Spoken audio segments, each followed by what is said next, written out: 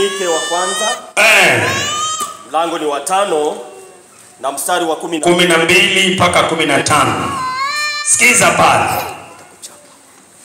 Lakini ndugu, tunataka muwatambue wale wanaojitabisha kwa ajili yenu.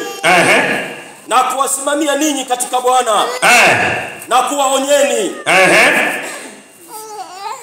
Mkastahi sana katika upendo kwa ajili ya kazi zao. Weni na amani ninyi kwa ninyi.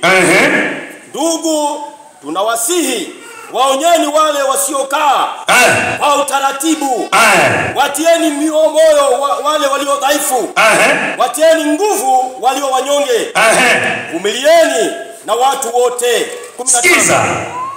Tutulie pale, tuanze hiyo 12. Inasema hivi. Lakini ndugu,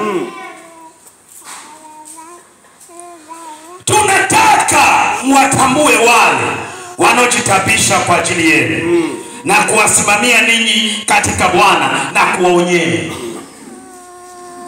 Sawa? Hawa Wathesalonike anazungumzia habari ya viongozi na viongozi wengine wa ngazi za juu na wale wa chini na wale wengine na wale wengine. Bwana asifiwe. Amen. Hapa anaongea habari ya wachungaji.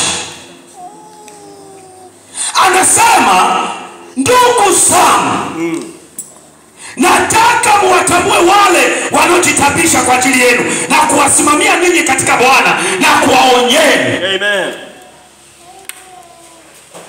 Sawa? Kiongozi ambaye amejua uongozi ataheshimu ataheshimu aliye juu yake. Amen. Pigie Yesu makofi.